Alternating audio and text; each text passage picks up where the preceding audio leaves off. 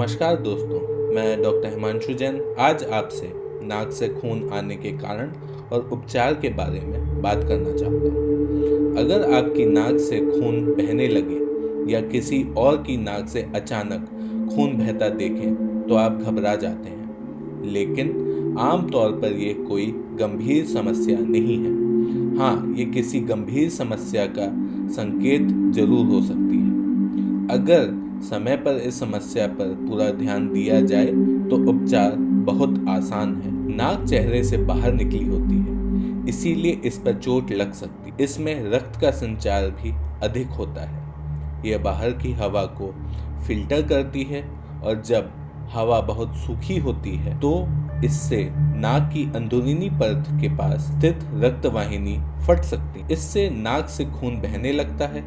इसे एपिस्टेक्सिस कहते हैं।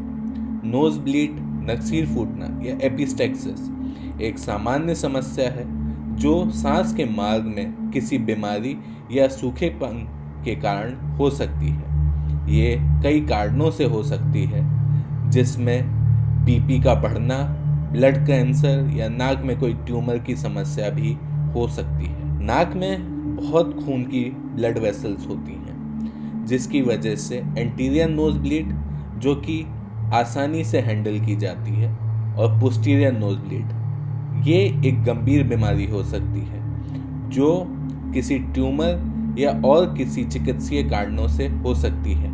इसमें भारी ब्लीडिंग होती है और खून मुंह से भी आ सकता है। हमारी नाक में कई प्रकार की रक्त वाहिकाएं होती हैं। ये रक्त वाहिकाएं बहुत नाजुक होती हैं और पतली झिल्ली से ढकी होती हैं, जिस पर नाखून या अन्य प्रकार की चोट से भी नाक से खून बहने लगता है। इसके अलावा एलर्जी, सर्दी जुकाम, फुंसी होना या साइनोसाइटिस से भी नाक से खून आने की समस्या हो सकती है। नाक से खून आना 3 से 10 साल के बच्चों के बीच बहुत आम होता है। नाक से खून आने के कई कारण होते हैं और अक्सर इस समस्या के लिए चिकित्सा की भी जरूरत नहीं होती है, लेकिन कुछ स्थितियों में डॉक्टर की सलाह जरूरी है। यहाँ हम आपको नाक से खून आने के कारणों के बारे में बात करना चाहते हैं। नकसीर के सबसे सामान्य कारणों में से एक है शुष्क हवा या गर्म हवा। यदि आप शुष्क जलवायु में रहने वाले हैं और केंद्रीय हीटिंग सिस्टम का उपयोग कर रहे हैं तो आपको नकसीर का खतरा हो सकता है। गर्मी के कारण खून की ये नलियां फैल जाती हैं। इन दो कारणों से नाक की झिल्ली शुष्क होकर खून के बहाव और संक्रमण के प्रति अति संवेदनशील हो जाती है। नाक से खून आने की समस्या को रोकने के लिए गर्मी से दूर रहें, ह्यूमिड एयर में रहें और पानी ज़्यादा पीते रहें। नाक में बार बार उंगली डालना बच्चों में नाक से खून आने का सबसे आम कारण है। रक्त वाहिकाएं जो नाक की झिल्ली का सामने का हिस्सा है, इसमें बहुत जल्दी खून बहने लगता है। इन नाजुक रक्त वाहिकाओं में आघात से, चोट लगने से आसानी से खून बहने लगता है।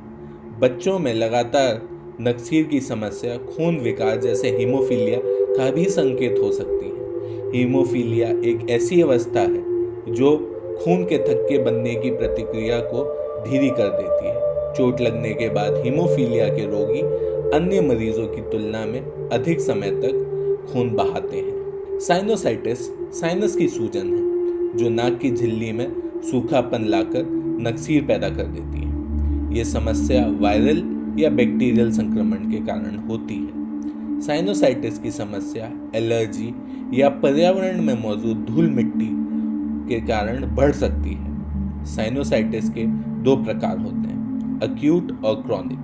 दोनों में ही नाक में कंजेशन, नाक से डिस्चार्ज जैसी समस्याएं शामिल हैं। इन समस्याओं को रोकने के लिए आपको बलगम, झिल्ली में सूजन को कम करने के उपाय करने होंगे।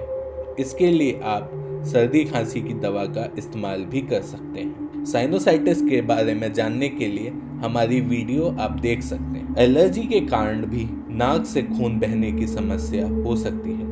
एलर्जी के सामान्य लक्षण जैसे राइनोरिया की तरह अन्य लक्षण भी हो सकते हैं। एलर्जी आपकी नाक को अधिक भीगा हुआ, बनाकर नक्सीर का कारण बन सकती है। राइनोरिया में लगातार जलन, नाक का बहना, नाक को लगातार मलने से नाक का जो टिश्यू होता है उसमें टूट फूट या डैमेज हो जाती है, जिससे खून बहने लगता है। नक्सीर को रोकने के लिए अपनी एलर्जी का नियंत्रण करें। एलर्जीज के बारे में जानने के लिए हमारी एलर्जी की वीडियो देखें। खून पतला करने वाली दवाइयाँ जैसे एस्पिरिन, हेपेरिन या वॉर्फिनिन नक्सीर का कारण बन सकती हैं। नाक से खून आने के कई कारण में से सर्दी जुकाम भी आम है। कोल्ड नाक की परत से जलन पैदा कर नक्सीर की आशंका काफ़ी हद तक बढ़ जाती है। शुष्क सर्द हवा के साथ नाक की परत में जलन नक्सीर के लिए आदर्श स्थिति बन जाती है। जुकाम होने पर नाक के नरम टिश्यू के साथ जबरदस्ती ना करें। धीरे से ही नाक को साफ करें। किसी दुर्घटना में नाक पर चोट लग जाने से भी नक्सीर की समस्या बढ़ जाती है। कई बार नाक पर चोट लगने पर दिखाई नहीं देता, लेकिन फिर भी नक्सीर होने लगती है। लेकिन अगर चोट लगने के बाद नाक से खून आने की समस्या 10 मिनट से भी अधिक हो या बाद में भी होती रहे तो डॉक्टर से जरूर संपर्क करें। उच्च रक्तचाप, ब्लड प्रेशर, दुनिया में बड़ी संख्या में लोग इस समस्या से जूझ रहे हैं। हेल्दी रहने के लिए ब्लड प्रेशर भी संतुलित होना चाहिए। ब्लड प्रेशर बढ़ने की वजह से ब्लड वेसल्स के ऊपर रक्त का प्रवाह बढ़ जाता है और धमनियों में दबाव लगता है, जिसकी वजह से ब्लीडिंग हो सकती है। हाई ब्लड प्रेशर के शुरुआती दौर में इंसान के सिर के पीछे और गर्दन में दर्द होने लगता है, टेंशन महसूस होती है, सिर का चकराना, थकावट महसूस होना, नाक से खून बहना, नींद ना आने के समस्या होना, दिल की धड़कन तेज होना, ये सब शुरुआती लक्षण हैं कि आपका ब्लड प्रेशर हाई है। फर्स्ट एड: नाक से खून आने पर सिर को आगे की तरफ झुकाएं, जिससे खून गले के अंदर ना जाए। नाक से नहीं, मुंह खोलकर सांस लें। नाक को तकरीबन 8 से 10 मिनट तक दबाकर रखें। ध्यान रखें कि आपको तकलीफ ना महसूस हो। आपको लेटना नहीं चाहिए। नाक को नहीं रगड़ना चाहिए। किसी टिश्यू या कॉटन के रुमाल से आप नाक को साफ कर सकते हैं। बाहर से बर्फ नाक के ऊपर लगाई जा सकती है। ठंडे पानी से भीगा कपड़ा भी आप सिर के ऊपर रख सकते हैं, जिससे कि नलिकाएं जो होती हैं खून की, ब्लड वेसल्स, वो सिकुड़ सकती हैं और खून बहना रुक जाता है। सिर पर लगातार ठंडे पानी की धार डालने से भी नाक से खून बहने को रोका जा सकता है। अगर इन उपचार के बाद 20-25 मिनट के बाद भी खून बह रहा है तो तुरंत डॉक्टर से संपर्क करें। डॉक्टर के पास आपको एक पूरी हिस्ट्री देनी होती है, जिसमें कि खून कैसे आना चालू हुआ, कितना आ रहा है, कितनी देर से आ रहा है, कौन सी तरफ से आ रहा है, और भी कई क्वेश्चंस हैं जो आपका डॉक्टर आपकी बीमारी को डायग्नोज करने से पहले पूछ सकता है, और वो कई सारे इन्वेस्टिगेशंस भी करना चाहेगा।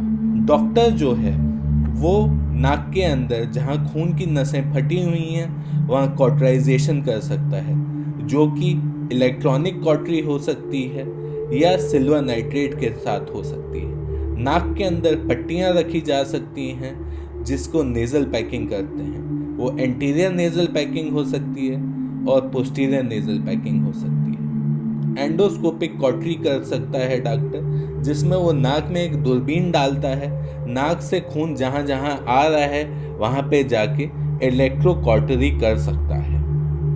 कई बार नाक में छोटी मोटी सर्जरी भी करनी पड़ सकती है, जैसे कि सेप्टोप्लास्टी। नाक में खून आना रोकने के लिए आप क्या कर सकते हैं?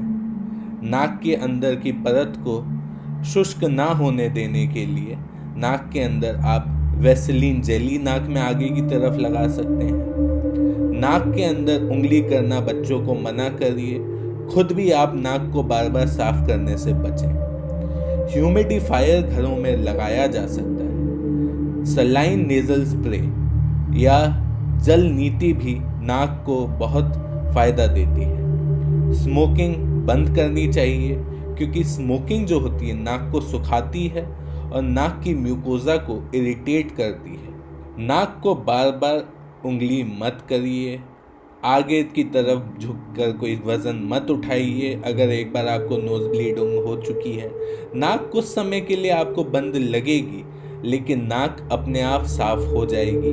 आपको नाक के अंदर से खून के थक्के हटाने की कोशिश नहीं करनी चाहिए। अगर आपकी नाक का खून 30 मिनट से भी ज़्यादा समय तक चले तो तुरंत डॉक्टर को कांटेक्ट करिए। धन्यवाद।